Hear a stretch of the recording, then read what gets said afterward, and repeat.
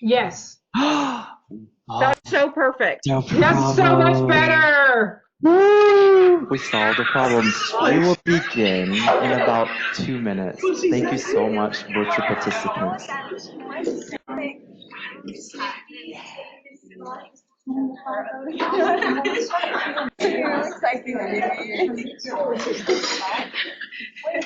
Everybody's just like chaotic. Can you see the people in the room, those who are joining virtually? Yes, I can see the people in the room. Okay. Do we look good? You look absolutely fabulous. Oh, yay! All right, folks, we will get started in about 2 minutes if everyone wants to find a seat. Just a quick notice, if you don't want to be filmed or photographed, please sit in the back row. If you're okay being filmed or photographed, feel free to sit anywhere you'd like. And if I could please have our panelists join us in the front, we will begin shortly.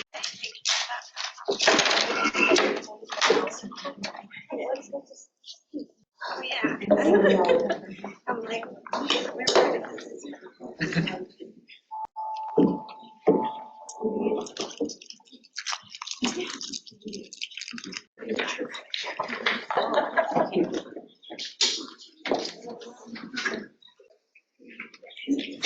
No.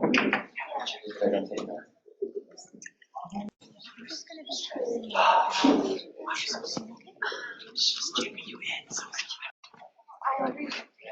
I was just grade 11 first half of the semester. Yeah.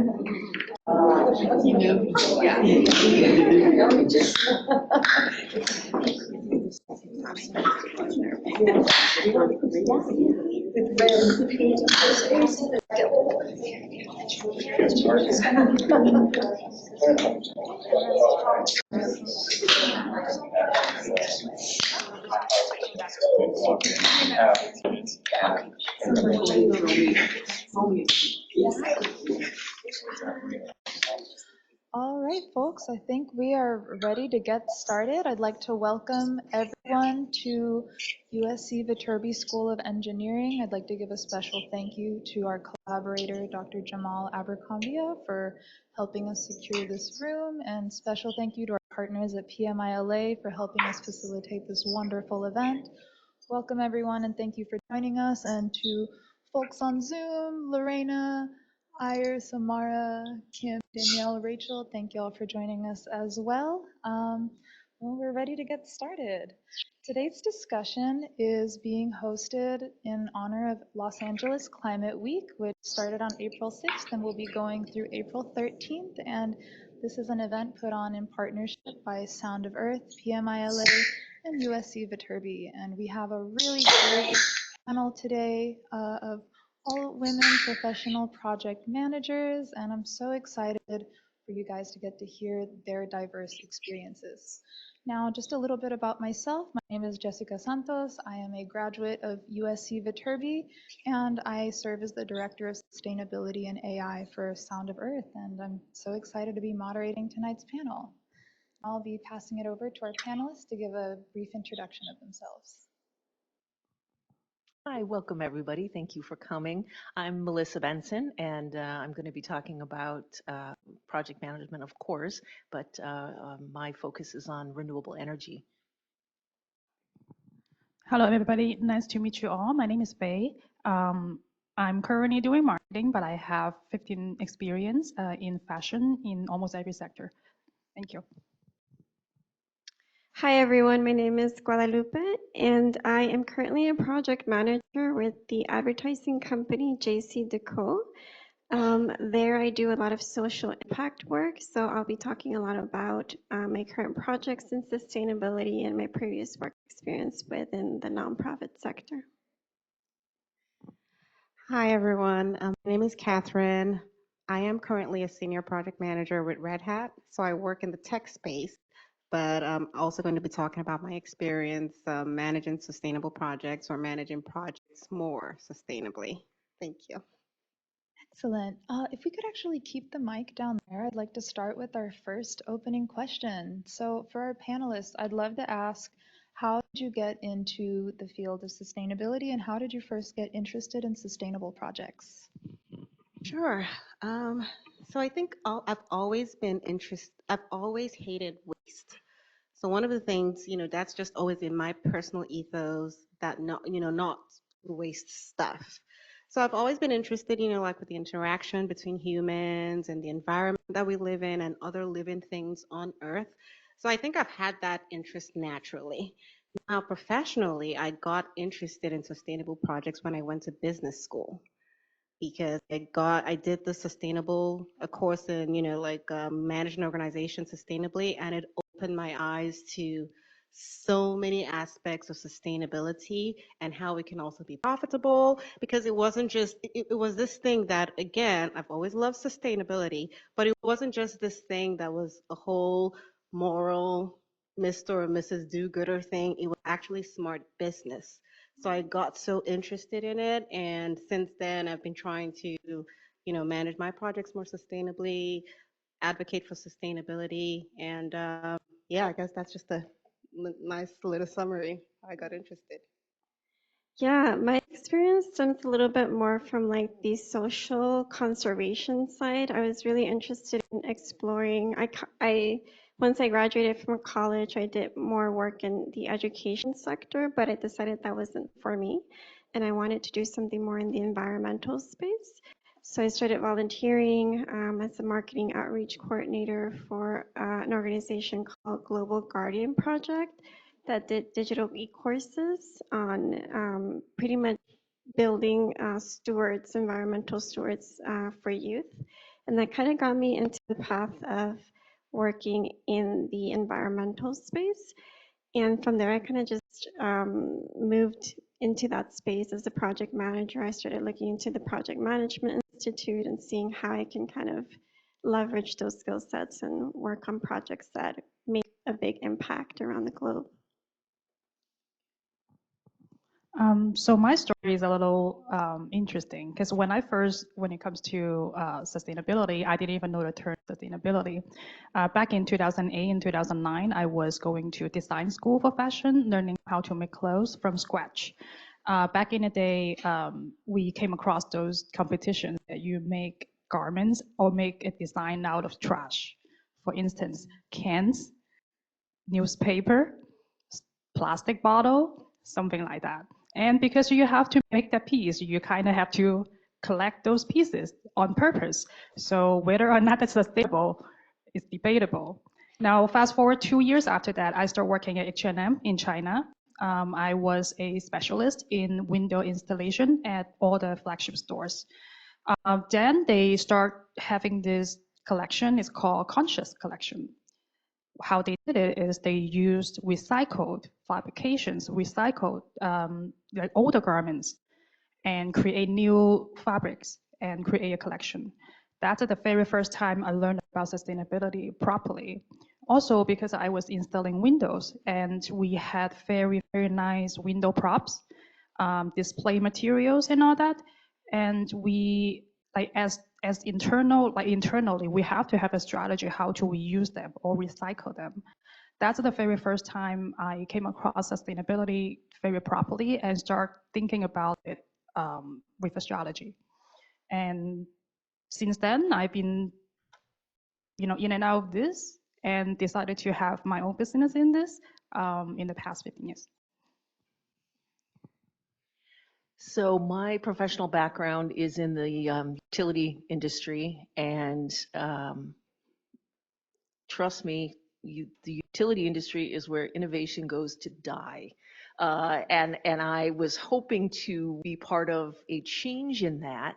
And I understand that, not to trash electric utilities too harshly. I mean, everybody wants the lights to come on when they flip the switch, right? So there's not a big appetite for goofing around a lot with that. But basically, I know everybody in here knows how electricity is made. You just need to spin that magnet. And what spins it is open for innovation. So I thought I would like to concentrate on walking a little gentler on the earth, um, um, really focusing on sustainability, on renewability, reduction of pollution, reduction of impact on lower income communities. I mean, it's a vast array of areas that you can focus on. So when I knew that I could take my experience and turn it into something that hopefully goes towards the values that I hold very dear to myself, I thought that's a good path. So that's how I got here tonight. Excellent. All right, thank you all for your introduction. So as we heard, we have folks who represent a variety of industries from renewable energy to IT, fashion, and advertising. So my next question for the panelists is, what advice would you give to students or professionals who want to champion sustainability in their industries but face resistance or lack resources? So Melissa, if we could start with you, that would be great. Sure. But if somebody's got something popping, I'll hand this over. Go ahead. My suggestion is a little bold because I'm currently doing it, is if you feel resistance or you feel your lack of resources, you find a way to become the expert or the advocates in your industry. This is a very, very tough journey, but it really pushes you to do your research. Because a lot of times when we talk about resources, we in a way are relying on others to provide us, those resources. However, if you have the motivation, find a way to start collecting those resources or even organizing the data yourself. And very importantly, you need to find the people that's also on the same journey as you. Do the networking, find the people that share the same interest and same passion, and see how you can work something out together. I mean, I think I totally agree. And to add to what you just said is that I think you can look at it in a couple of ways, right? You can look at it in personal sustainability, where what can I do as an individual to become more sustainable? And there's so many things. Maybe we can talk about that, later in the panel. But if you are trying to, maybe you're working for a business and you're trying to get into sustainability, and there will be that challenge, I will just say data is your friend, just like Faye said. You have to have your data, and there is good, great data for the benefits of sustainability. So you just have to have that and use that to make your argument. And if people see that there's actually benefit here, it's not just the company doing something out of charity, or this is not a charitable project, you are going to be making money and making a profit, I think that will always win in the end because it's just objective. It's objective data. You have it. This is the cost and this is the benefit of this project, and this is the cost of the other project, and that's the benefit of the other project. Even if it's just an improvement in the reputation of the company, that is a benefit to the company. So you figure out what that is, have your data, and it will always help you make your argument, I will say. To add to all of that, I think just like one key word that stands out to me is like simplicity, like thinking about just what is the most simplest, efficient way that we can move forward in our present time. Sometimes we get caught up with the idea that we have to think of the right solution, the right sustainable solution that's going to withstand like decades. But I think producing something that is going to be efficient right now while we work towards a more sustainable future is more practical, especially in certain environments where we don't have that much time to like waste. Literally, like climate change is a thing now. We need to start thinking about alternative solutions. Back then plastic was something that we thought of as simple and that it was efficient and it was cost effective. Now what are some alternative solutions? How do we revert back to the environment? I think, like a sustainable, like mushrooms, like nature, how do we think about solutions that are really going to like make a difference and impact now and while we work towards like a more sustainable future later? You don't have to choose between sustainability and making money. You absolutely do not. And that argument will sway some people. So use your data and make your case. Excellent. I'm so glad we got to touch on the importance of data, because that is something that in my own work I've noticed is missing from the climate change and sustainability space. There's a lot of excellent work being done, especially in the frontline communities that are experiencing climate change impacts right now, except these communities are missing access to data and tools to help accelerate progress. And with the help of new technologies like AI, it's really exciting to think about what we can do with data, but we'll switch back to AI soon. I wanted to ask a follow-up question for our panelists based on Guadalupe's comment on simplicity and making progress. So I want to ask, there's often an emphasis on identifying solutions that are 100% sustainable in order for a project to be considered to be valuable. Can y'all talk about the incremental value and how progress on sustainable goals is measured? And if within your industries you notice any seasonal variations on progress as well?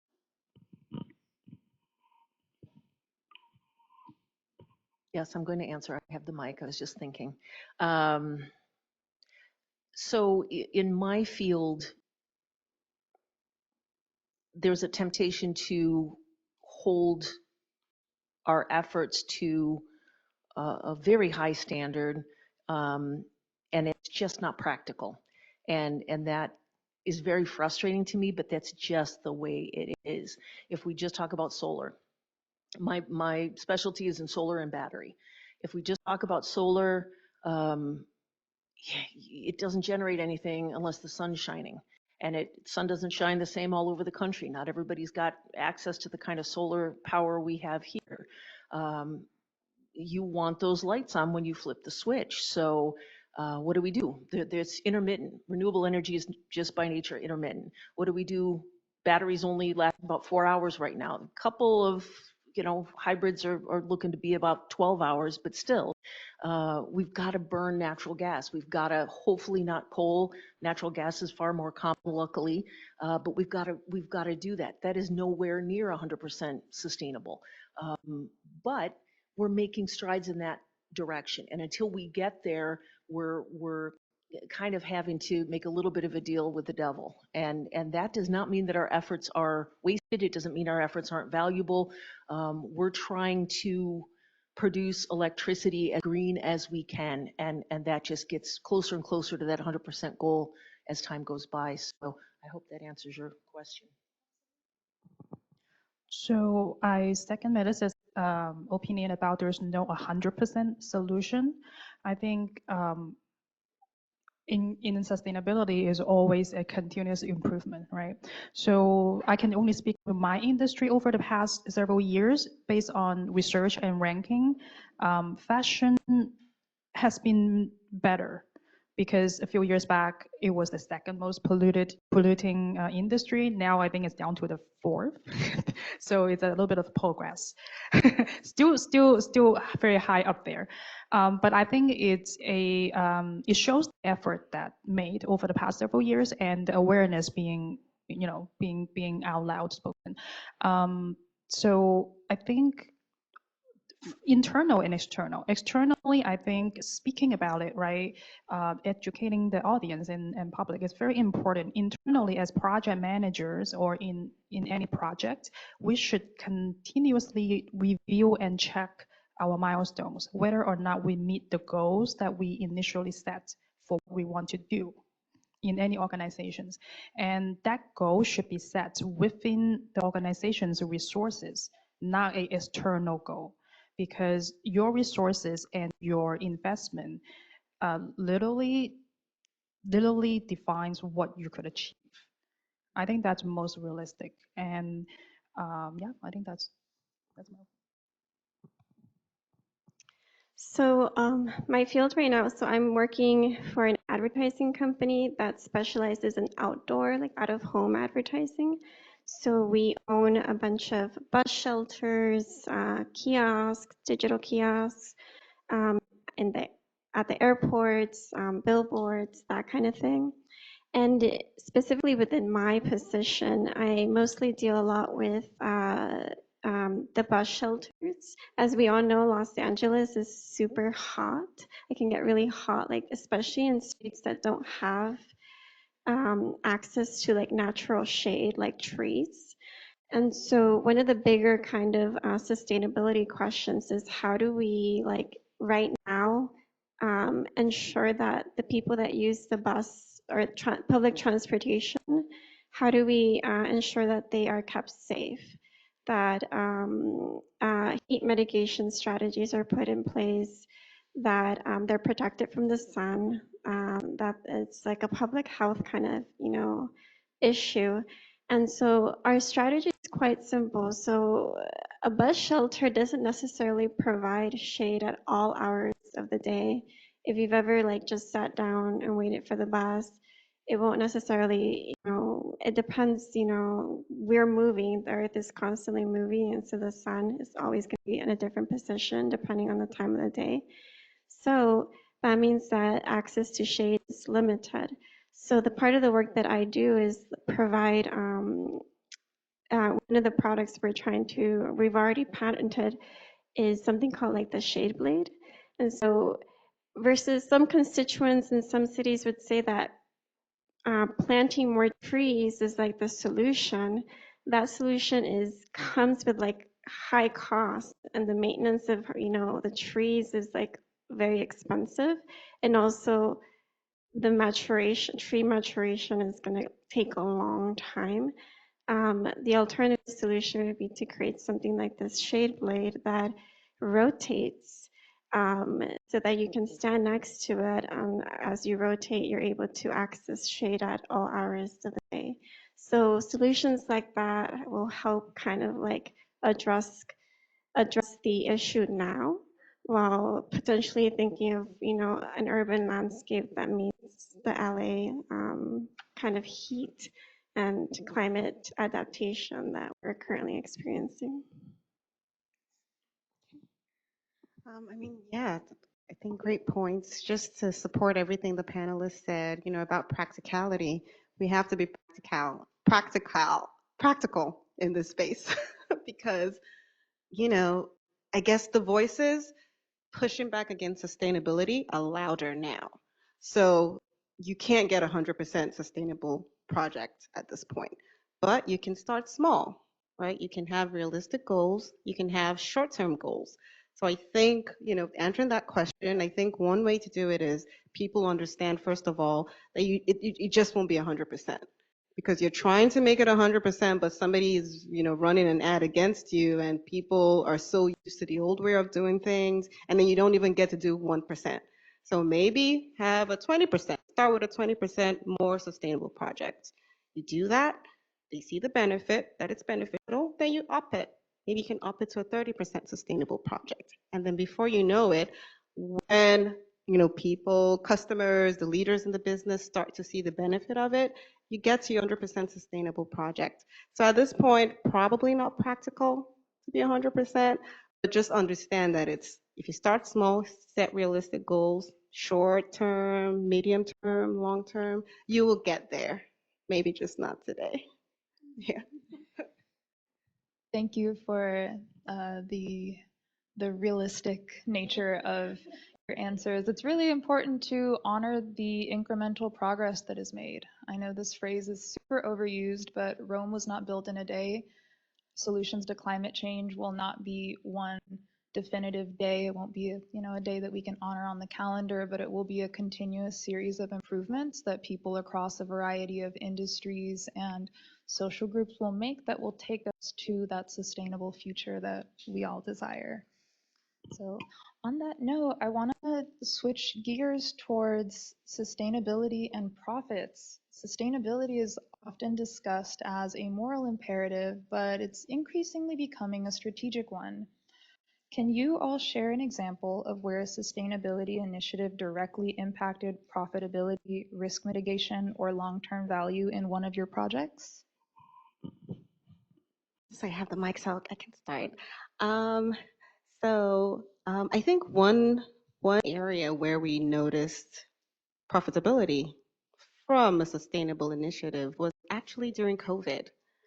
So as terrible as the period, the whole COVID period was, it did open our eyes to reducing the carbon footprint of our team. So we used to have this, once we were kicking off a project, like the whole team will fly out to the customer's location, stay a couple of days or a week, or sometimes a lot of the engineers will probably even be working out of the customer's location.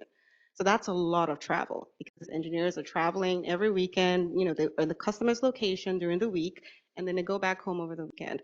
That's a lot of travel. What does that translate to? Carbon footprint, you're burning CO2, you're warming up the environment. And so COVID forced us to figure out a new way to do business. And, as the books will have it, the customers realized that we were able to do the same amount of work, sometimes even more, when we do the work remotely. So we didn't really need to go into their office and spend a month in their location. So that saved money for the customer that was paying for the travel of my team. It saved the time of my team because then they could, short off work and spend time with their family. So it improved their own work-life balance.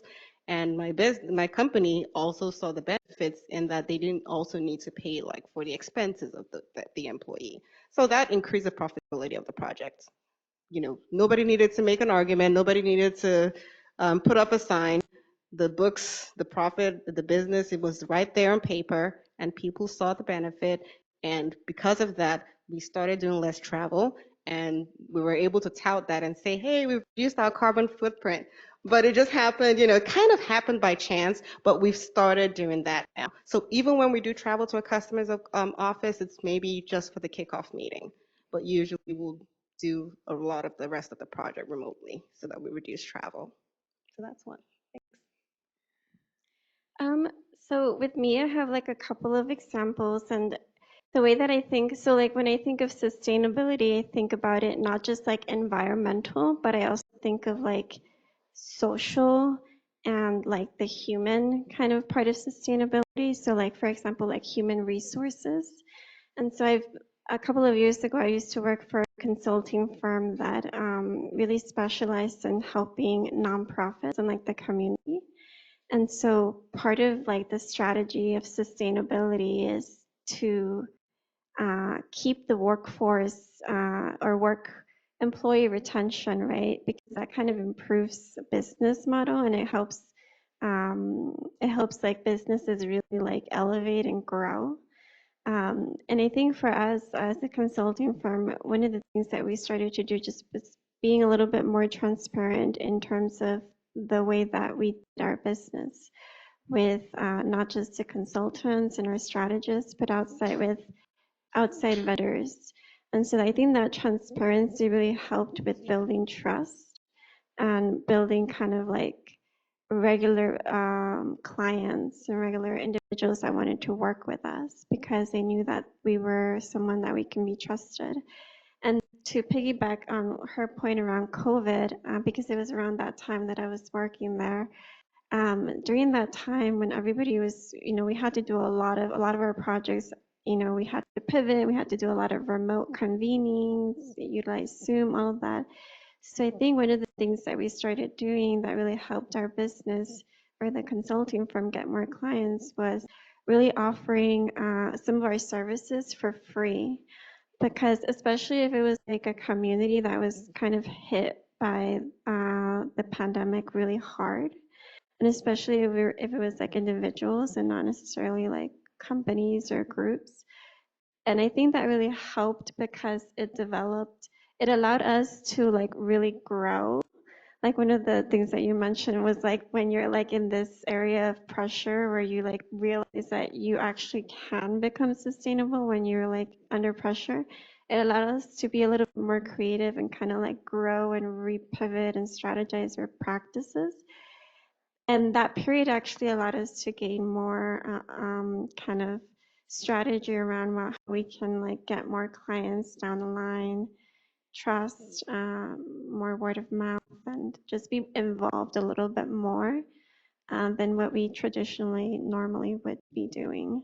So I think companies are always asked to kind of like pivot during times of crises. And so I think it's important to always have like that plan B.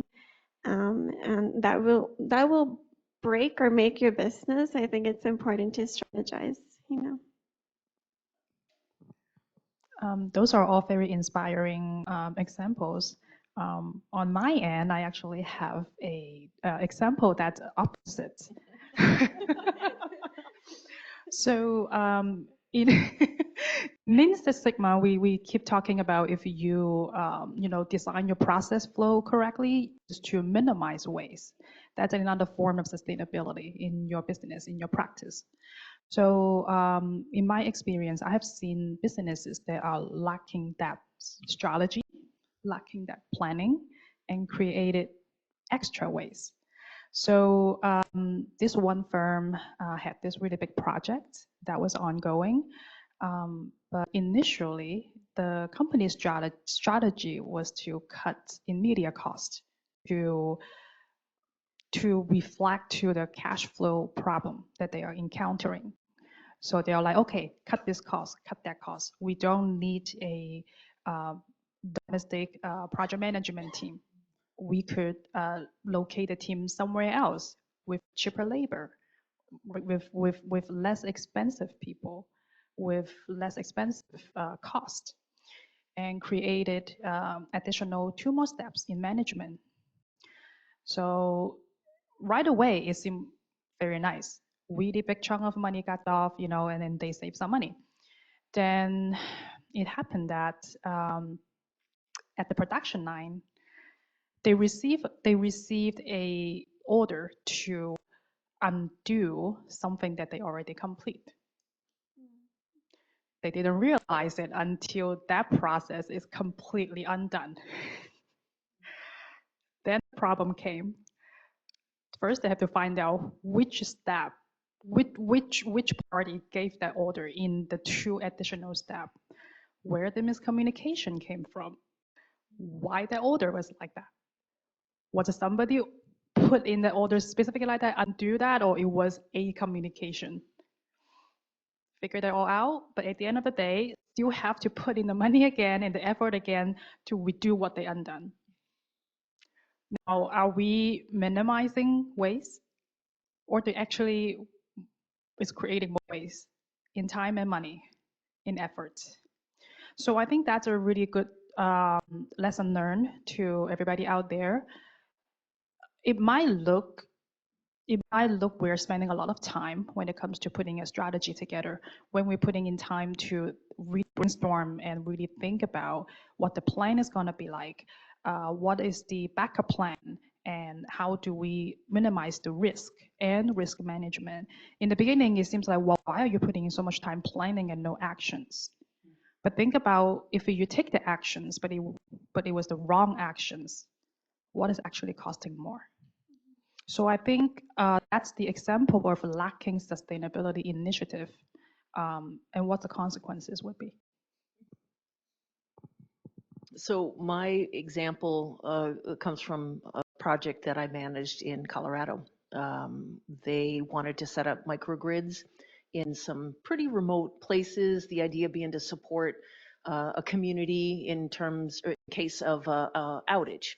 They've got wildfires and so forth up there. They get big snowstorms, that kind of thing.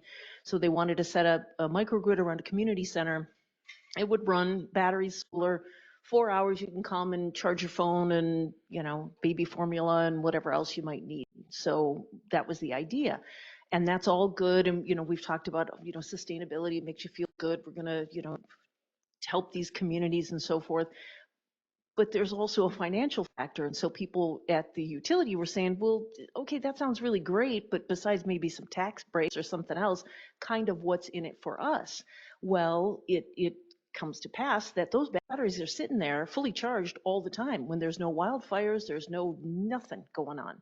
But it can get pretty darn hot in Colorado. And so why wouldn't you take advantage of this stored energy, put it back onto the grid, maybe charge a little more for it, because people have that demand at that particular time, and make some money. And there's nothing wrong with that. There's no shame in that, in my opinion, because that really greased the wheels to move that project along. Oh, we can make some extra money off it. Oh, I'll sign. Where do you want me to sign? Let's do it. So that's served for risk mitigation, that served for additional financial incentive, and it's also sustainable. So good all around, I think. These are very interesting examples, and I'm really appreciating the perspectives from your different industries as well. And I want to continue the conversation, but shift towards the planning and workflow aspect. So I want to ask, how have you seen in your own industries the role of sustainability evolve in project workflows over the years, especially, let's say, since 2000? And I'd like to hear any challenges that you've encountered and any practical advice for overcoming these challenges as well.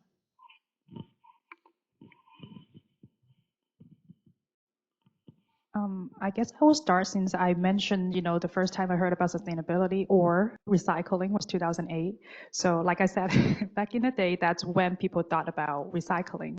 When they thought about that's how saving the environment means, which you make things out of trash.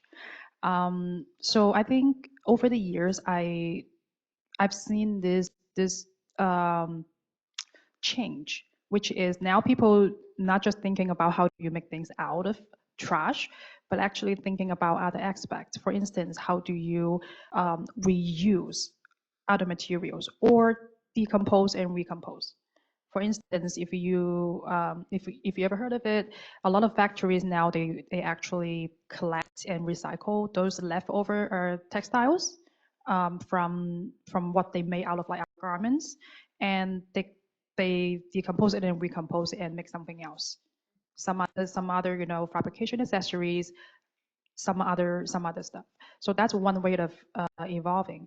But one of the biggest challenges now in fashion industry globally is we're lacking some set of unified standards. So basically in North America, we're seeing different matrix, different standards when it comes to fashion sustainability. What do you mean by reducing carbon footprint? What do you mean by you are reducing emission? While compared to Europe, it's a different set of standards. They have their own certifications, and in Asia, they might be completely different thing that they're doing or they're understanding. So now we are a very global economy. How do we unify this set of standards is one of the biggest challenge, especially now we are talking about international businesses, we're talking about international trading. So companies overseas might argue we're sustainable, we're doing sustainable practices, but maybe come to North America, we're like, well, no, your standards are not our standards. In our standards, you're not considering sustainable. So how do we close that gap is one of the challenge. Internally from different organizations, I think, back to what I mentioned earlier is having a plan and a goal is very important. For instance, when you start a sustainability initiative, what's the ultimate goal you want to do with this initiative? Which part of the value chain you feel most comfortable to tackle in? Because unless you're extremely big global organizations, otherwise you can't do everything. Like what we mentioned earlier, you have to start small. You have to take your baby steps. Which step do you feel the most comfortable to start? And how far can you go? What can you achieve? You have to have that goal first, and then you have to design your process and design your flow, even your team around that goal. I think that across industries, specifically like in marketing or like even advertising, things change dramatically. Like now we have like artificial intelligence, replacing a lot of like marketing or some marketing positions and roles. So for me, I think when I think of sustainability or the current practices, I think of it kind of almost like aligns with like competition. Like I feel like everybody has to have every company has to have a sustainability kind of framework, and with that comes data. Like how are you measuring that data? How are you measuring that impact? And what does that say about your company? Is it ethical? Is is it working towards? It's almost like a law, like that every company has to have and has to be measuring their sustainability and their global impact footprint. It's more of like, how are you doing it, and are you doing it right, and are you doing it in a way that is for the benefiting not just your business, but like the the globe or the world. And with that, I think there's competition, right? Like who's doing it better. And so I feel like those frameworks are super important, and they're going to be ever changing because we haven't necessarily come to terms on what she was saying, like what is the norm or what is the standard. And I think we're figuring that out. I think one of the ways that the sustainability workflow has changed in my experience is the consumer, us, we've demanded that it changes because a lot of companies will on their own not try to run a sustainable project or run a project sustainably, but because consumers have started demanding it, companies have started accounting for sustainability. So that has changed the workflow in a lot of businesses. I've had customers ask me if we have a sustainability framework or an eco strategy. And because they ask, you have to do something about it because they're demanding. So that's one way it's changed. A challenge, I would say, with you know um, running a sustainable project or running a sustainability framework is, what we've talked about earlier, having people just scoff at it, right? Say, hey, this is just a moral thing. I'm not here to be your friend. And I think maybe that's one area that if we can change the conversation around sustainability, it is not only a moral thing. It is actually smart business. It's profitable. It's the right thing to do. It's the good thing to do. It's the great thing to do for yourself, for your business, and for the earth. So I think that if that framing can change, I feel like the current framing is a little challenging, but it's changing because again, consumers are forcing it. So that's a good thing. Um, we'll see how things look in another 5 years, right? All right, now oh, Super fast. I was just going to say, changes, I would say, regulatory wise, I mean, it's carrot and stick really when you're talking about utilities and making these changes. So regulatory drives a ton of work at utilities. There's carrot as well. There are tax breaks, tax incentives that involve third-party people in renewable energy. Um, Whatever it takes to get you in there. That's been one of the big changes. And there's a lot involved with the Inflation Reduction Act, which I hope doesn't get messed with very much. I won't go down too much of a political road right now, but I hope I hope it remains intact because it really is a good driver. And for challenges, I'm going to be real specific about my industry. Any kind of renewable energy usually entails a pretty massive um, infrastructure project. So those are slow. Those are just slow. Engineering people here, you guys know what it takes to, get something like that planned, designed, built, and operational. So it's not quick. thanks for adding that. I actually want to shift more towards the social impact of project management. So across a variety of industries, underserved communities tend to bear the brunt of environmental harm and face the consequences of lack of regulations and or corporate sustainability standards. How can project managers and just people who are taking leadership in their organizations help shift that dynamic and make equity a standard and not a bonus in the sustainability space? And that's open to anyone. I think I have been working in the social impact space for like quite a bit, like So I think for me, one of the core principle or one of the things that I would recommend as project manager is to think of your stakeholders, um, like include your community as like a stakeholder and also see them as subject matter experts. Sometimes we tend to think that um, that the communities, the residents, the individuals that are the most affected by a project are, we just have to kind of like check off like a plan saying that they were advised, like that, for example, a new development was going to take place, or that we had a brief community engage or community meeting where we invited people, and but we didn't really ensure that they came or that we facilitated the opportunity for them to really voice their opinions.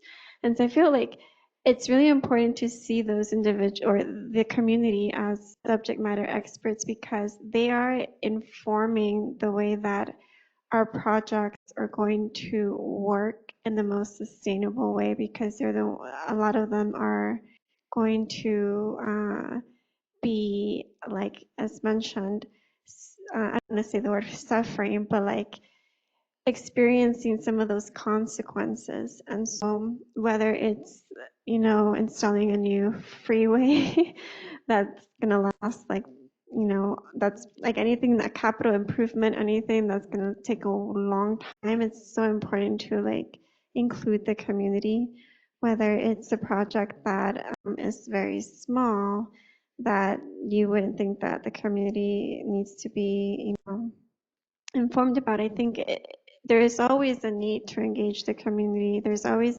practices where they can kind of help, kind of pivot and ensure that we don't get met with any, not only like legal repercussions, but also like just ways that we can mitigate projects costing us more down the line, because if a project isn't done in a sustainable way, it ends up costing us more eventually.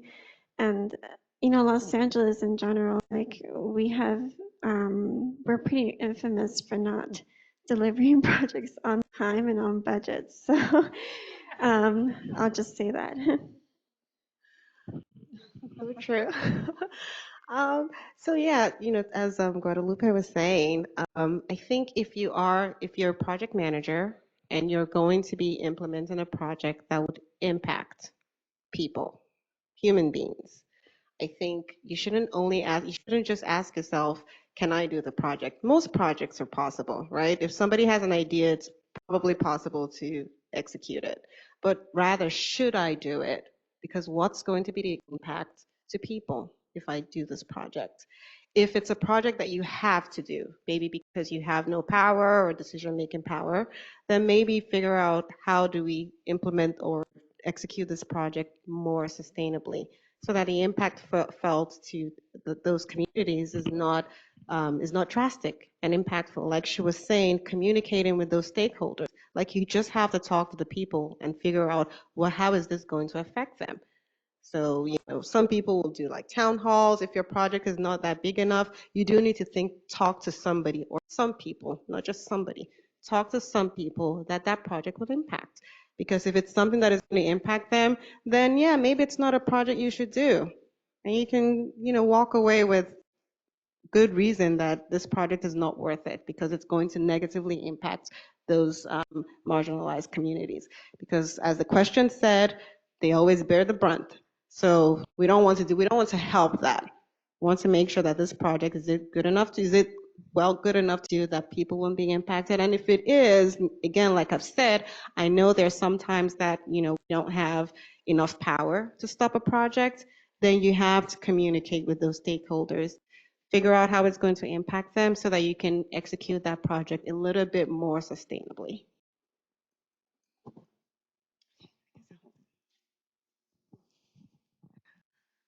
Find another organization that would do things more sustainably, if you can.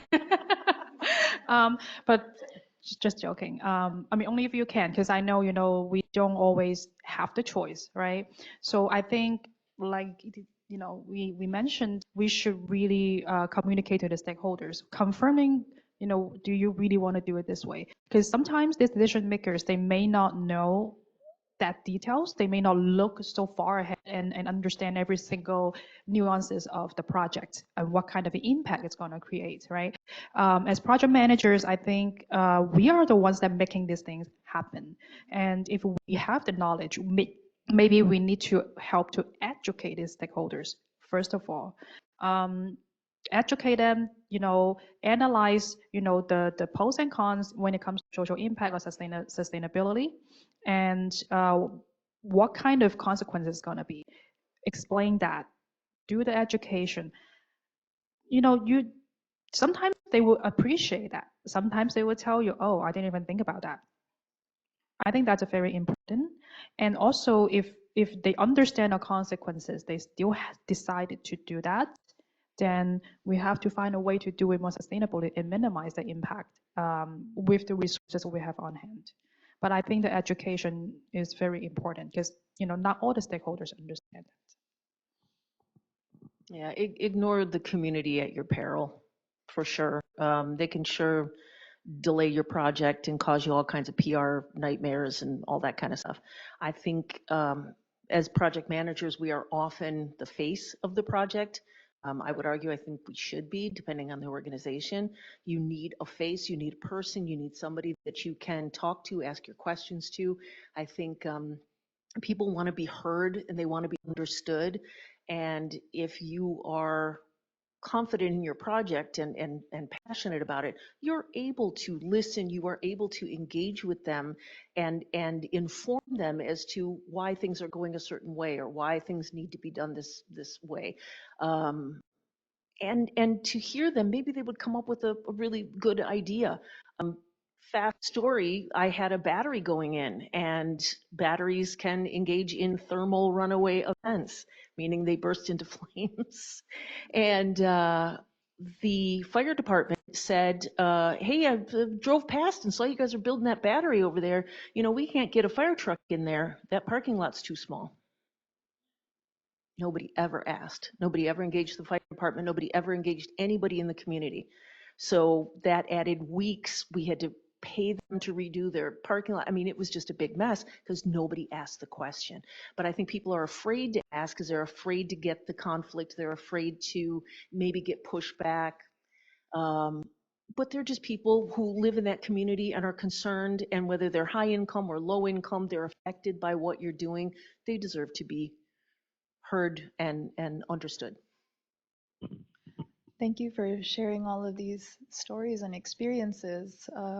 As a representative of Sound of Earth and the Director of Sustainability, one of our organizational priorities is ensuring that we champion partnership towards sustainable development and climate action. And part of that is ensuring that we are doing adequate stakeholder mapping and including everybody that is being affected by this process in our planning, execution, and evaluation phases. So I really appreciate the different stories from all these industries because at the end of the day, we all share this planet as our single home. From an engineering perspective, the Earth is a closed system. So whatever we put out into the environment, it will find its way back to us sooner or later. So I want to start wrapping up and focusing on what's ahead, looking at the future. And it's time for us to move to our AI question. And I'm so excited to hear, how has AI changed your industries and how has it affected sustainable practices? And do you see a role of AI in accelerating progress towards sustainable project management? I will, because I know they're going to have some great stories to tell you from their industries. For me, and I know you guys know about this, the thirst for electricity that AI facilities have.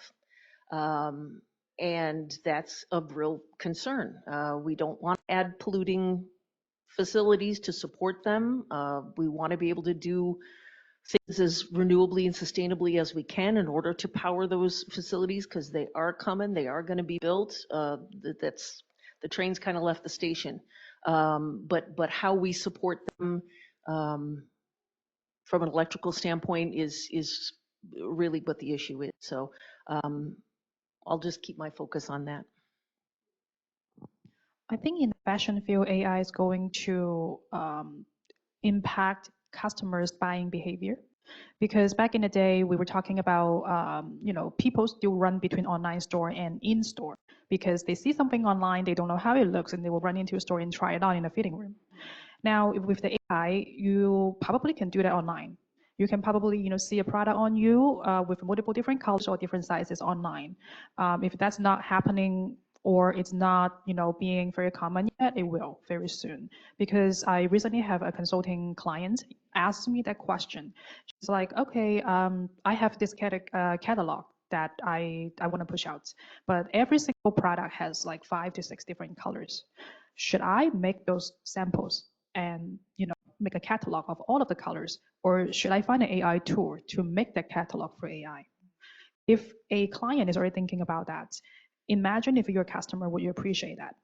Would you appreciate you don't have to try 6 different colors or 10 different items when you go into the store, or you can do it all in one click with AI? I think that's going to be our next trend.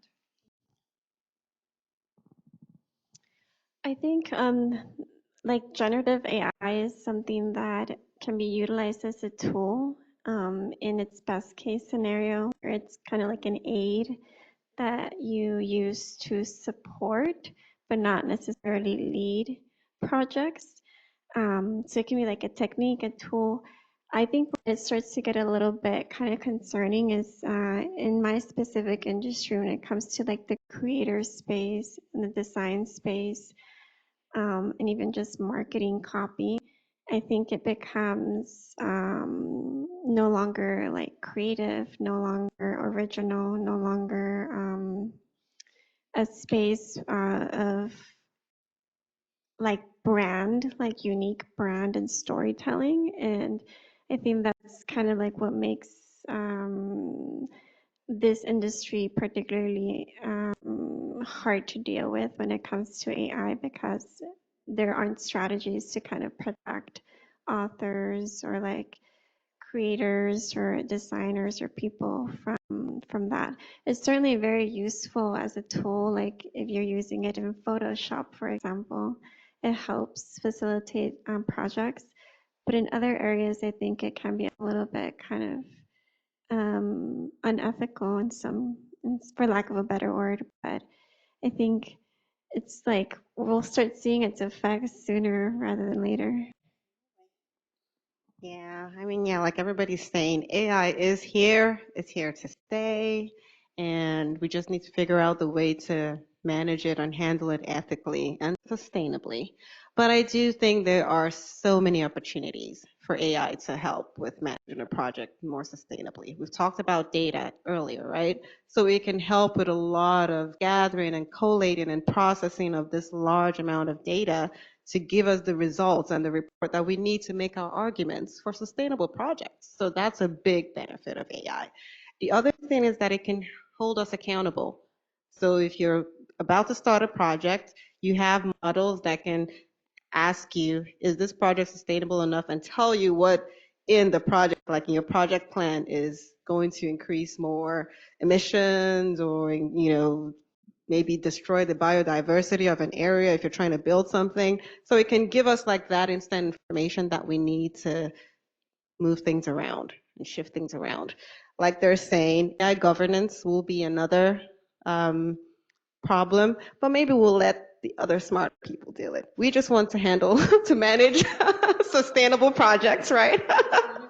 So we just need it for all sustainable projects, and we'll use it for that. And AI governance and all of that good stuff, they'll figure it out. Something that kind of came to mind right now was more like the idea of like really trusting in an AI and not doing our due diligence, because there's this term in artificial intelligence called hallucinations, where like artificial, like they'll just like hallucinate and think that the data that it's spitting out is accurate when in reality it's not necessarily accurate. So like just ensuring that our faith or our accuracy, right, we have standards, we have strategies put in place where we're still like ensuring that those practices are good project management practices, and we don't just like put everything in the AI and like send it out as a deliverable and that without fact checking.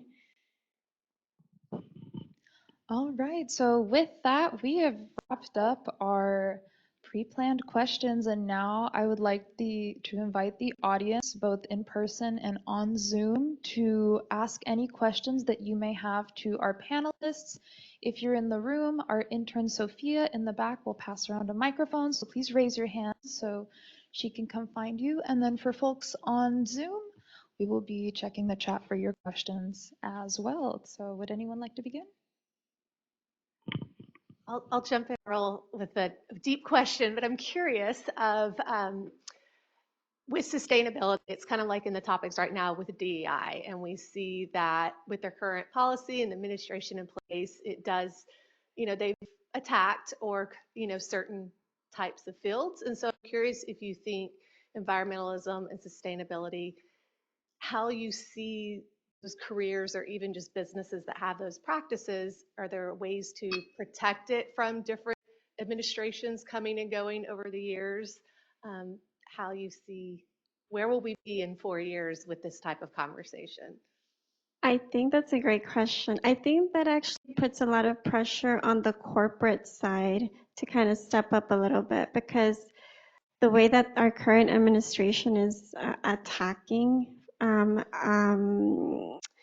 environmental kind of initiatives is through, one of them is through government funding, right? So like just stopping any government funding that has anything to do with that. So I think it's a great way to kind of really examine how corporations are going to really stand by their corporate sustainability practices and even focus a little bit more on that.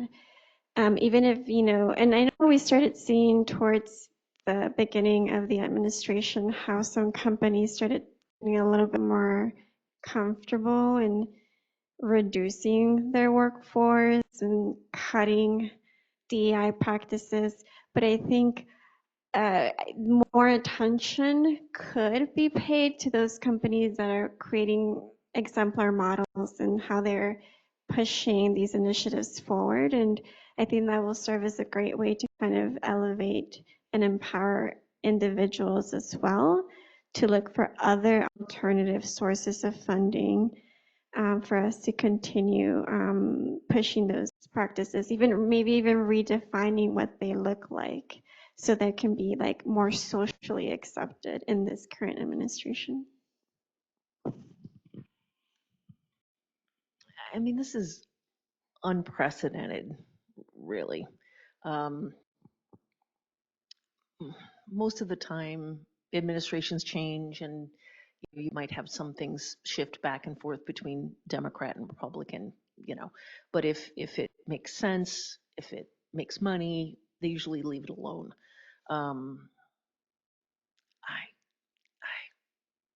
I don't know what to say. It's unprecedented. Personally, what I would like to say is I hope that these companies have a spine and that they say it doesn't matter who's in the office of the president, or in Congress or anybody else. This is our company. These are our values. This is the way we conduct business, and it doesn't matter what else is going on out there. We stay true to what our values are. I'd love to see that across the board. Anybody else? Okay. I'd like to chime in here before turning our attention to the Zoom question. I think that this is where data can be our superpower in protecting sustainable practices and values in corporations. You cannot argue with data that is showing you that, for example, localizing your procurement for, supplies, for example, or in Catherine's example from earlier, reducing travel and conducting your business remotely, you can't argue with the numbers that you are saving money by engaging in these more sustainable practices. So I think there's a really great opportunity to highlight the economic benefits and really demonstrate through the data how adopting sustainable corporate policies and practices and organizational culture actually benefits the bottom line. So I think that that's where we can really help protect these values and operational practices beyond changes in administrations and governments, because ultimately it is making money and corporations in the United States want to protect that. And by showing data that is supportive of these ideals, I think that we'll be hopefully in a good place in 4 years. I have hope. So I'd like to address one of the Zoom questions. I'll read it out to you guys. How do you personally navigate the tension between urgent climate goals and organizational resistance to change, especially when it threatens short-term profits or status quo systems?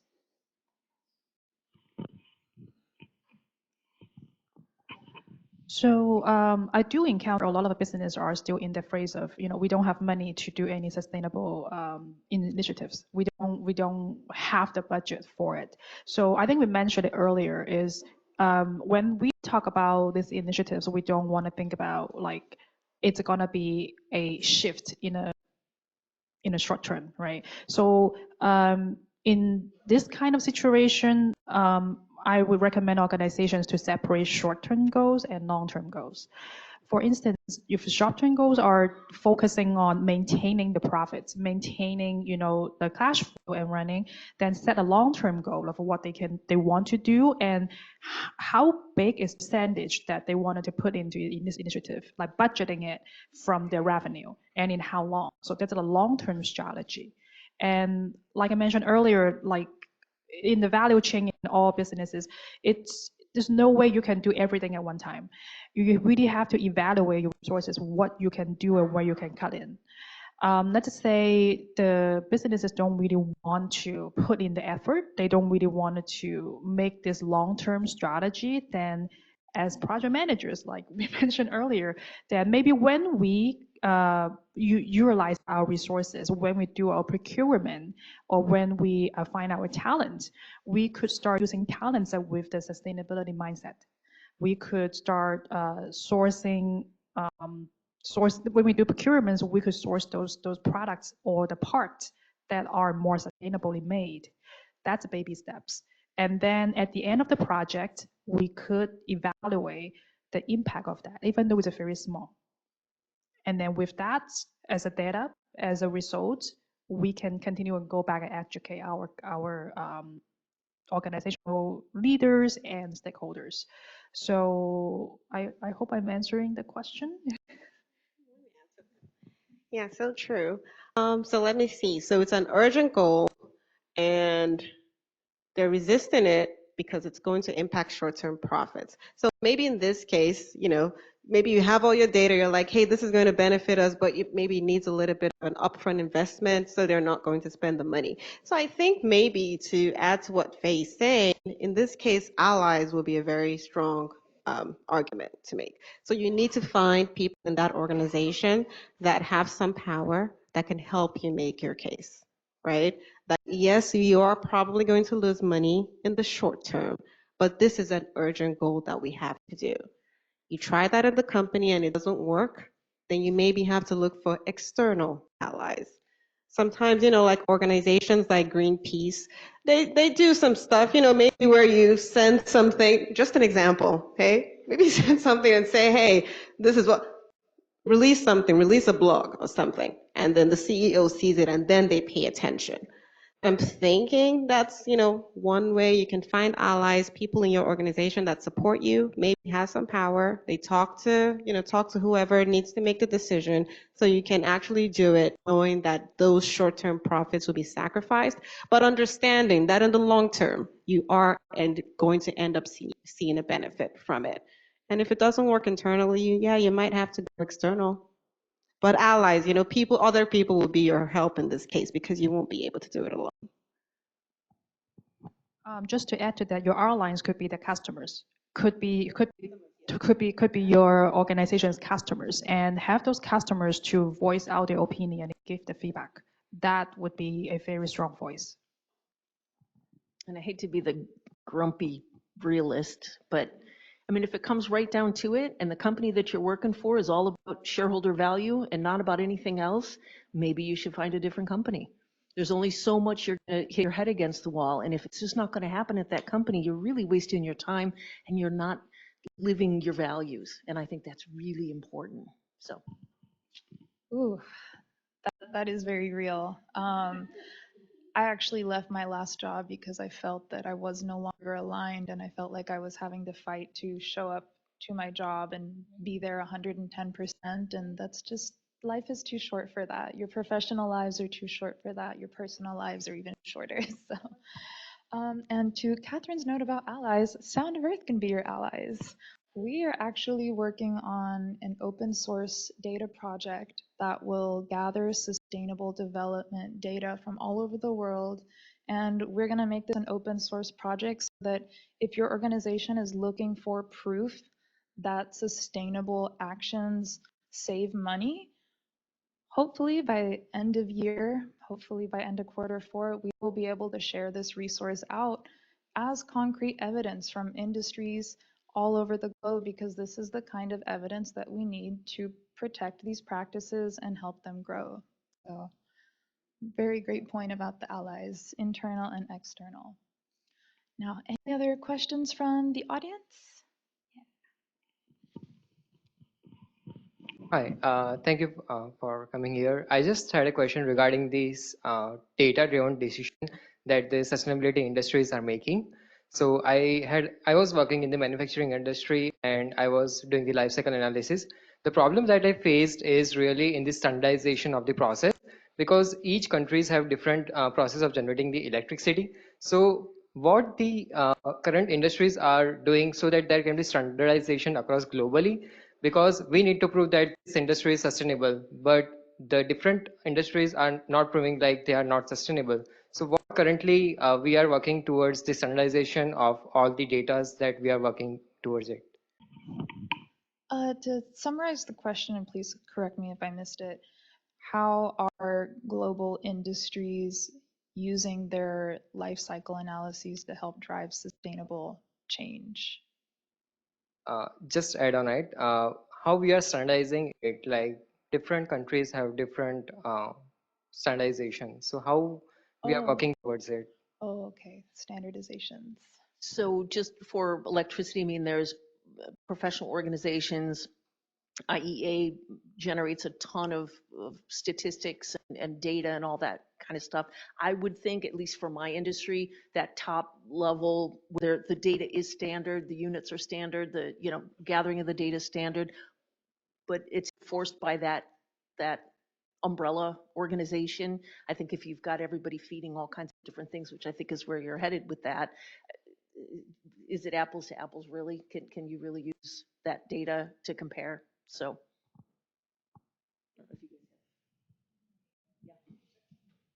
I know Faye mentioned something about that being a current challenge, right? The fact that different companies like the EU, they have their own standards in sustainability. The US have their own standard. I think, if we're thinking of how we standardize that data, it is still currently a challenge. One thing we could do, though, is the current standards that we have, we try to meet those, right? So whatever country you are, if you're in the European Union, if you're here in the US, or if you're in Canada, wherever you are, standardize on what you have already, right? And when you standardize on that, then we figure out how do we have like a global standardization, for example. So I think for now, the challenge we're having is that a lot of companies are not even keeping to that standard. So people, we have the, whatever standards we have in the US, maybe not entirely complete, but there are some standards. So can those companies even try to like standardize on the current, the current things that we have? And then, we can look to do better, look to improve that. So maybe project managers, that's what we have to, advocate for. Let's standardize on what we have, and then globally, we'll figure it out later. I think to add to that, I think that also just kind of serves as a reminder that we're not keeping or we're not tracking enough data. Because like for my company, we have like these like air quality sensors on our bus shelters that like, you know, keep track of like the air quality throughout the day and report it to cities and cities across different parts of the different countries, because it's a global company. And some municipalities like don't care. They're like, oh, like, well, that just is telling us that we're not doing a good job and we're kind of just going to ignore that data. But the reality is that maybe it's because we're not, or like they say, okay, well, this data is actually telling us we are doing a good job. So they kind of ignore all the other kind of data metrics. So, but for me, it's kind of a reminder that we're actually not tracking things uniformly, but also not enough. So like getting more data, more intentional data, more accurate data, and data that it's actually telling a story. Even data science, like using data science as a way to kind of like help predict and understand the way forward of sustainability practices, I think will be very helpful. And that's kind of like your business case, right? In your company, like this serves as a business case that we need to implement more strategies around how we can improve our data metrics and tracking. So I think most of us, or the room, realize that we have a 2030 ESG goal, like globally, and then we talk about it every year. How the improvement, which countries is contributing to what degree, right? So I think that's one thing that everybody looks at. It doesn't matter what industry you are in. Now it comes back to how realistic that is, other than the at the country level, right? How about organizational level? So in the fashion industry, we rely heavily on those bigger companies, like those leaders, right? If you are interested, or if you already know, if you go to check Nike and Adidas website, you will find their annual sustainability report. Every year, they produce a report based on how much they invest and what their annual focuses are when it comes to sustainability or social impact, and they would give you a result of, oh, last year we achieved such and such and so when it comes to reduce emission or reduce carbon footprint. And that's one way to tracking internally, but all those goals are supposedly aligned with the ESG goal. ESG goal is the top tier, and then the companies would, based on that, to choose, okay, in these areas we could do what and how we are going to do it, and create an action plan. At the end of the year, they would come back and summarize and give you a report of, okay, based on the actions that we've taken, what have we achieved? And next year, what's our focus? Do we continue down the same goals that we did last year, or we have a new set of goals because of more resources? So that's the trend in the fashion industry. If you're interested, you can actually go online and go to those bigger companies to look for those reports. Excellent. Any more questions from the audience in person or on Zoom? Oh. Second question, what hidden dynamics have you uncovered in your organization that either enable or undermine sustainability efforts?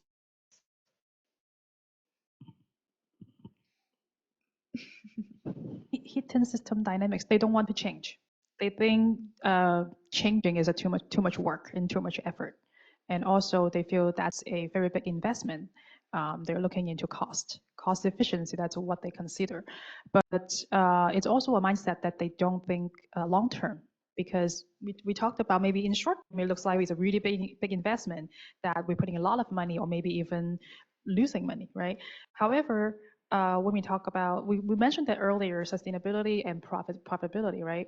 If you have a long-term strategy, that's how you keep your profits keep going long-term, rather you're just making short-term, what do you call it, short-term income and revenue. So a lot of people just feel very comfortable where they are in their comfort zone, and they don't want to look further ahead, because honestly, that's a very, very, very scary to look further ahead. Just to add to that, yeah, I think it's mostly a lack of understanding. Like a lot of people just don't understand. And that's why, my thing is with a lot of the messaging around sustainable projects and sustainable products and sustainable way of living, right? Even if the way you live personally, I just feel like it's a lack of understanding. So that usually ends up sabotaging something that people perceive to just be of moral a moral imperative or moral value, which is so disappointing to see that humans push back against something that it's moral, because even if it is only moral, why is that bad, right? But people just kind of naturally have a, a reaction to, oh, I don't just want to be seen as only doing the good thing. So since it's not, we don't want it to be seen that way, I do think there does need to be some thought around the messaging around sustainability. So I'll just say, just end there, that really the challenge I see with sabotaging those things is a lack of understanding. Because when you break it down to some people that push back, they're like, oh, I didn't know, yeah. Okay, no, that sounds good. Yeah, why aren't we doing that? And then you're just like, yeah, because so, if more people understand, if more people educated, then we won't have a lot of internal sabotage to sustainable projects. Oh, no, I was just going to pass it. Oh, okay. Just what's in it for them. Everybody's interested in that. What's in it for them? How much is it going to hurt? How much is it going to help? It's the messaging, yeah, for sure. But letting them see how they're going to be able to benefit from it, I think is helpful. Check your company's mission, vision, values before accepting an offer. Yes. It's better to do that during the interview process instead of 6 months or more in when you're like, oh no, I don't enjoy this anymore. So, any other questions from the audience?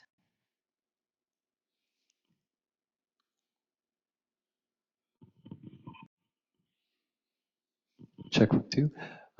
Thank you all so much for an awesome panel. My question is centered on carbon offsets versus carbon removal.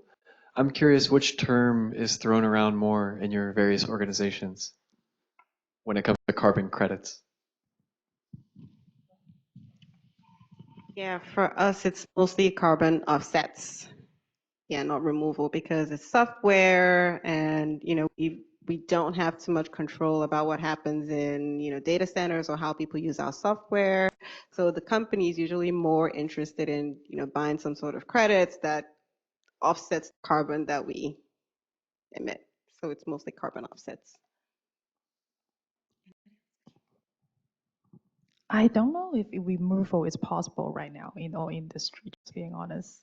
What do you think? For fashion? For any industry, removal. Oh, well. Because we use reduce, we don't use removal. It's more reduce, like how do you reduce the carbon footprint instead of like completely removing it?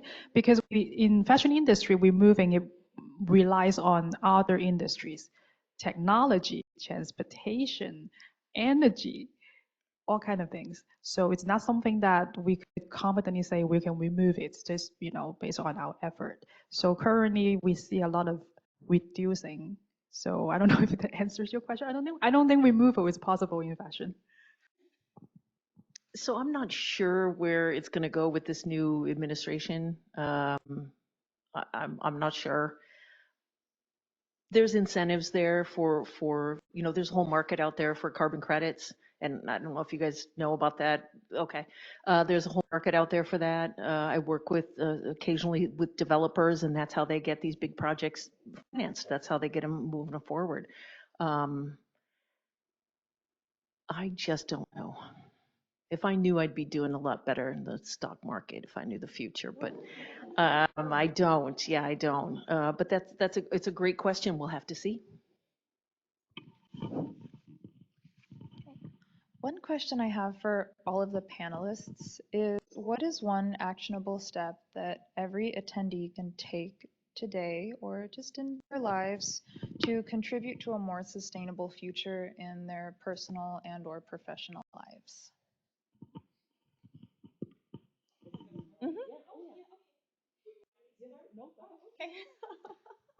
Okay, sure.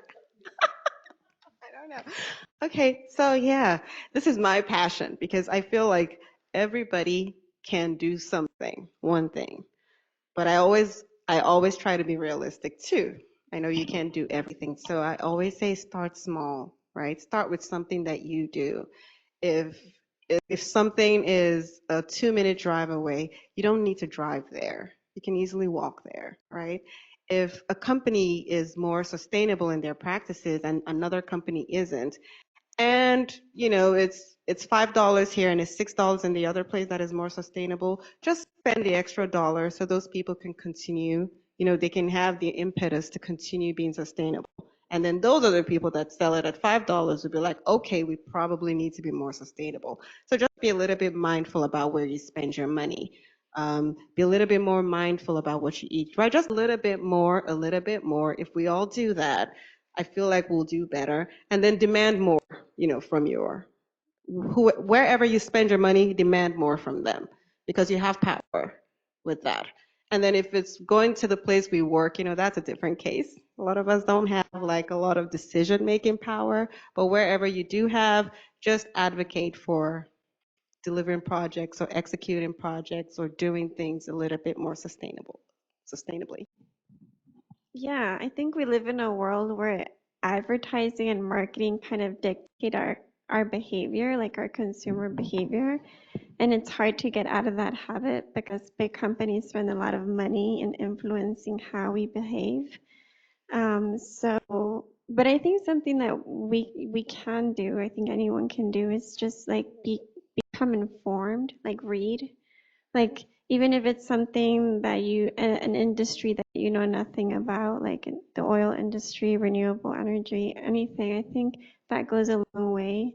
Just having an understanding of what sustainability means from that standpoint, I think will allow you to have a little bit more empathy and hopefully with time influence your decision making and actions. For that question, I actually have a question for all of you. When was the last time when you go in and buy something, whether online or in store, that you were impulsively buying? You look at it, you're like, oh, it looks good, I'm going to buy it. Not that many. Did you regret?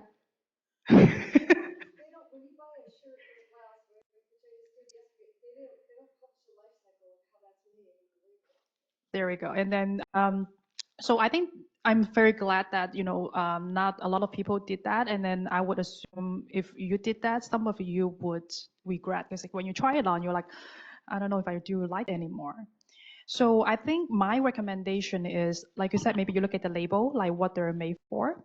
First of all, and second of all, when you buy that garment, you wanted to think ahead of time and say, okay, how long can I wear this piece for? And in how many occasions I can wear this piece for? Even though sometimes the piece is more expensive, but that means it lasts longer. It's easier to do garment care, easier to wash, easier to to maintain. That would go a long way. That's going to help to make fashion more sustainable. We kept talking about how fast fashion is impacting the environment, right? But fast fashion is exactly a product of people's buying behavior because it's a low price, because it's easy, it's trendy, and that been the trend in the past 20 years. So now if we stop and pause and think before we make the decision and think about what this piece is doing for me in the next 3 to 5 years, that's going to go a very long way. Well, that just took all the fun out of my shopping. Thanks a lot, Faye. I have two. Number one, vote early and often. Local, state, vote. Number two, be an advocate. Be an advocate. I was telling the rest of the panel before you guys got here that I finished my MBA in energy at the University of Oklahoma last year. And it was me and 16 oil and gas guys. And I was the only renewable person and the only woman in there. And I advocated every time, every class, every chance that I got for what I value. Now, I don't know that I changed any minds, and I got teased a little bit from some of the guys, but that's okay. Be an advocate. Be somebody who stands up for your values, even in a situation like that in Oklahoma. Thank you. Definitely stand up for your values. And before I go to our last question in the back, hey, that's an excellent point about impulse shopping.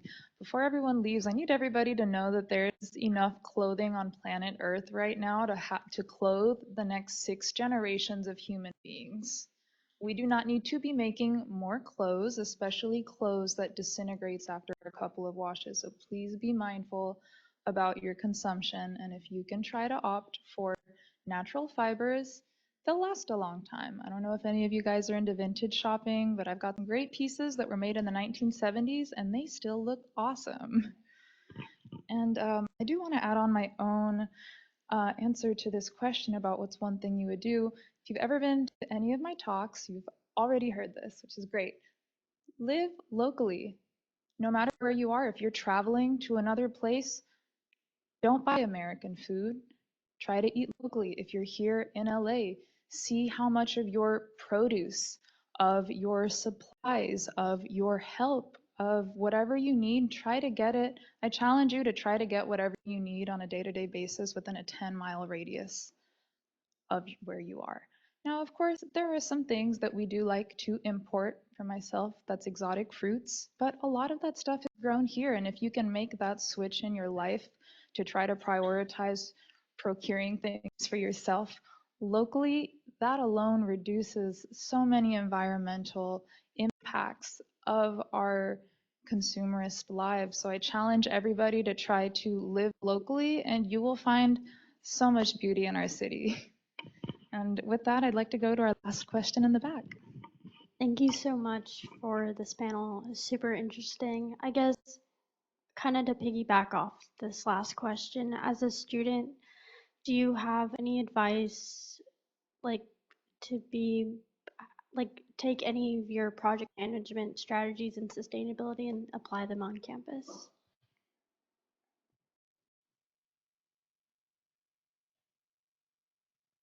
So one of the projects I actually did for my MBA was on my campus. So we encouraged the facilities and utilities department to start tracking the amount of energy that the school was using. So I think you can motivate your facilities team, whatever it's called here, department, to start tracking the amount of energy that is used so that they can look into doing things like changing the light bulbs from whatever it is now. I don't know. Are these LED? Are these LED lights? I don't know. I'm not like that, technical, but things like that. Like they can start to use like more LED lights. LED lights last for decades, right? They're very like low, they use low energy. So little things like that. When they demolish a building, for example, we demolished a couple of buildings they wanted to rebuild, they can recycle those materials that they're using. So you do need to get close to those kind of departments because that's where like the opportunity for recycling, for retrofitting or doing things like that. And yes, on campus, you can absolutely have like a lot of impact in the way things are done. So are you referring to personally or like to the school when it comes to applying like a campus life? I guess both in whatever way that you feel is fit.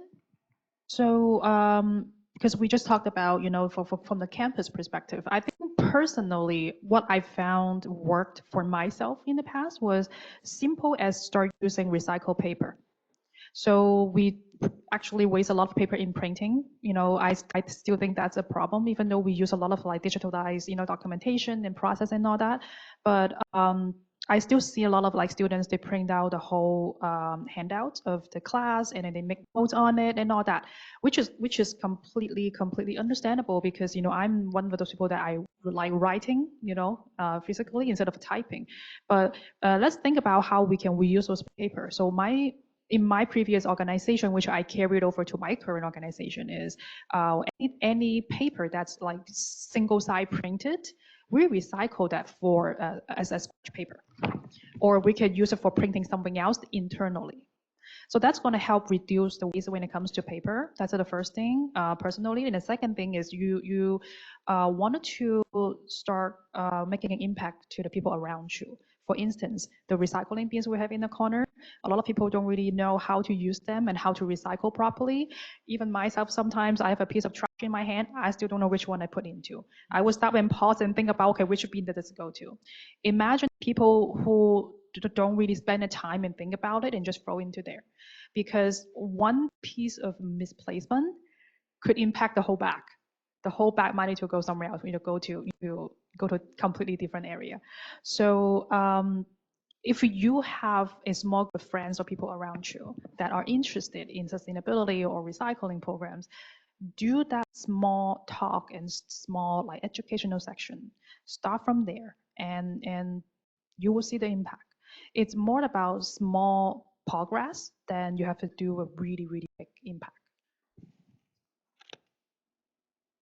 So whether you're a commuter student or you live on campus, bachelor's, master's, wherever you are, you've come to a location in which you're learning all kinds of new stuff. And you're surrounded by people with different experiences, different opinions. I mean, your education is not just found in your classes. I know you know this. So I'm going to come back to being an advocate again. You're going to go back to your friends who maybe aren't here. You're going to go back to your family and annoy them with all of your sustainability practices now, turning off all the lights, and shutting off the faucet and putting stuff in recycle and all those things. But I think, in all seriousness, you take what you've learned here, you take the values that you've gotten here around sustainability, among other things, and you bring it out into the world with yourself. And when it comes back to project management skill sets, I would say to better to reduce your waste in time, I would say do a proper daily planning would be really, really helpful. Ever since I apply planning techniques in my daily life, like after learning project management, you realize you have a lot more time than than you initially anticipated, especially if you have a really, really heavy calendar, packed with courses and activities on campus, right? And really plan out the resources, any kind, not just money, not just all that, but anything that you consider resources in your life. If you apply that, if you have a proper planning, it's going to be really helpful. And just to piggyback off on that, I think what I would have done better as a college student is I would have probably started learning and taking the project management courses while I was in school. I think it's super helpful in just everyday life. And you start to actually kind of create your own frameworks to make your studies, your projects, your group dynamics, working with your classmates a lot more efficient.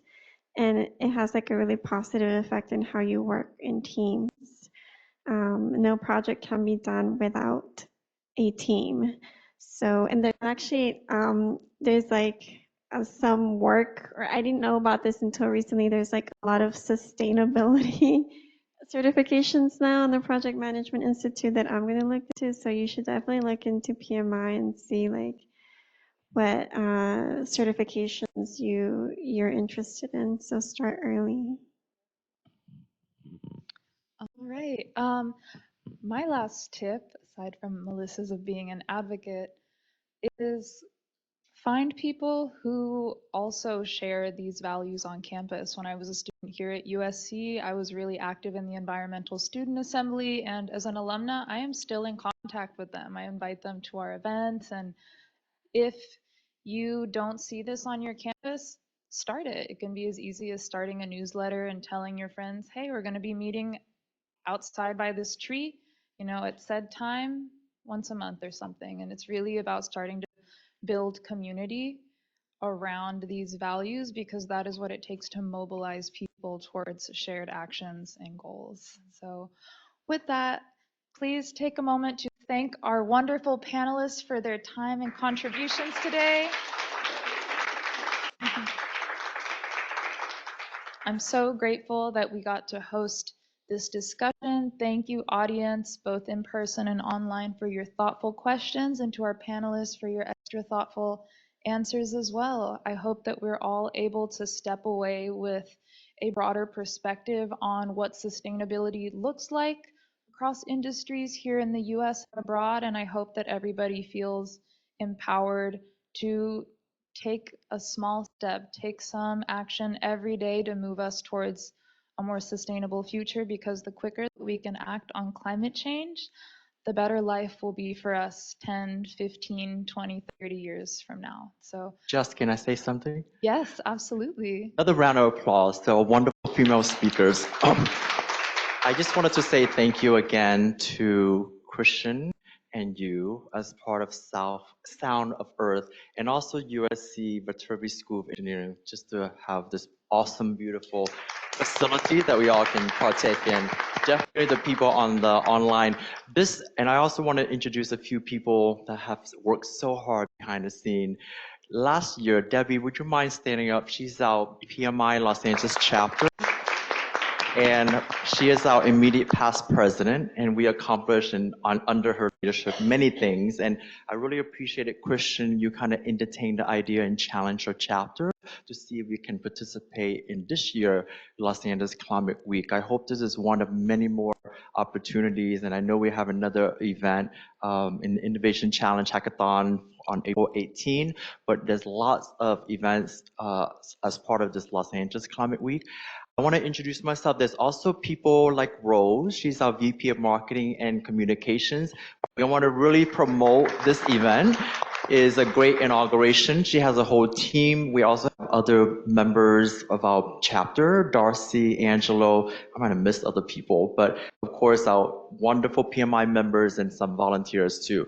Did you all know that not only are they female leaders, all of them have a graduate degree? You probably heard all of these four have MBAs, and you have a master in public health and probably many other degrees.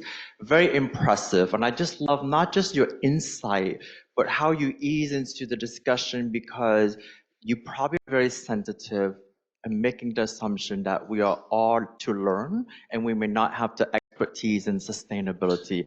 Showing up here, trying to fight the traffic, it means a lot to all of them, I'm pretty sure. It's really just the spirit and just the passion behind it. And I know, just observing all of you, you are very attuned and really aligned, and really just, you don't have to be the expertise. I don't know anything about fashion, but I've learned so many tips. I don't really know about renewable, but just appreciating and respecting your passion, I think that hopefully exude and just permeate into our own passion, whatever that might be. I work in the field of consultant, and you probably know there are so many jobs out there in the field of sustainability follow after social impact. Why am I saying this is, as I'm so proud just following Debbie's footstep. I'm the current PMI Los Angeles chapter. Last year, our chapter was one of two of 304 or 306, I can never remember the number of chapters, across the globe that actually did the social impact pilot program with one of the nonprofit organizations, the Good Karma Los Angeles, in support of homelessness. Our chapter set the bar across the globe, and I'm serious about that. I'm so proud of our chapter, and the Project Managers Without Borders organization has now been acquired by Project Management Institute, or PMI. So that's the sustainability kind of innovation that our chapter introduces. Do you all know that this event is one of the very first within PMI chapter, as I was told last night by our PMI Director of Social Impact? Yesterday, there was a huge news splash. PMI globally has now made a commitment to enter into a joint venture with another nonprofit organization similar to Project Managers Without Borders, called Green Project Management, GPM. So look that up. What does this joint venture mean? PMI, under the big auspice in the globe of the learning and development ecosystem, and all of the practitioners that belong to PMI now can tap into green project management certifications. Thank you, Guadalupe, for put in that plug, but also resources, tool templates, and all that. And we are going to have, KPIs, key performance indicators, as far as how each chapter will be able to demonstrate the work that we do in project management in support of sustainability, similar to social impact. And we told and share with that PMI Director of Social Impact that we've already taken a lead on this, and they're really looking forward to what more we can work on with Sound of Earth. Oh my God, I'm so sorry. Sound of Earth. Isn't that incredible? We capture in videos, and we have a marketing person. We were pulling people out to do video. I just want you all to know this is very special from virtual and in person, that this is the beginning of a movement within PMI, and it's really demonstrated by this partnership that we are entering in this joint venture. Look it up, Green Project Management. I know I was long-winded, but I just cannot say enough to congratulate the work behind this, behind the scene, for all of your volunteer hours to prep and prepare, to be so thoughtful. And yes, you made me change how I shop, so I'm gonna blame you, Faye. I'm gonna blame many people for not wanting to make a decision until I go through all of those decision making and how my money will be used. But in all seriousness, sustainability is here to stay. So thank you so much for spreading that love and passion of sustainability. Fantastic moderation, Jess. You are excellent.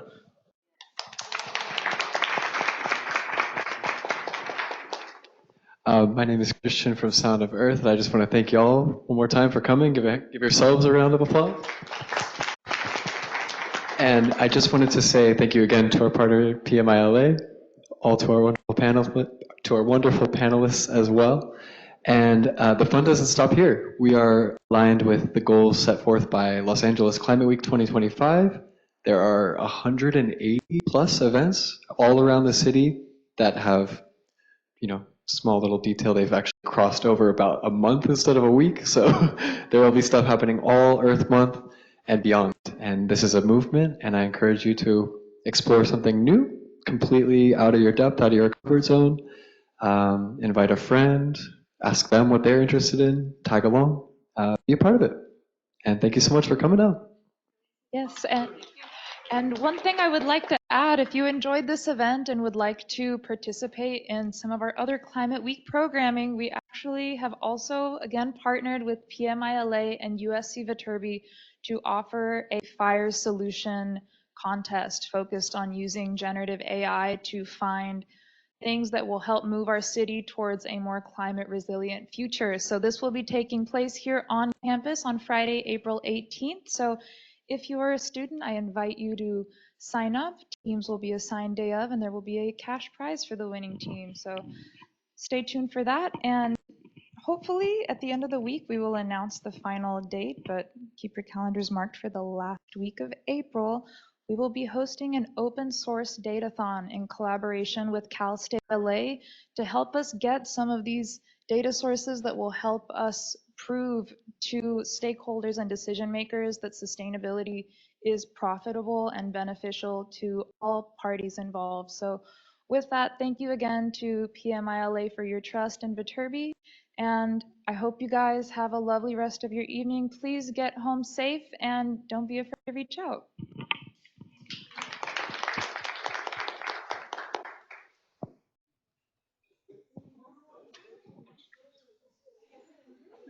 Thank you so much.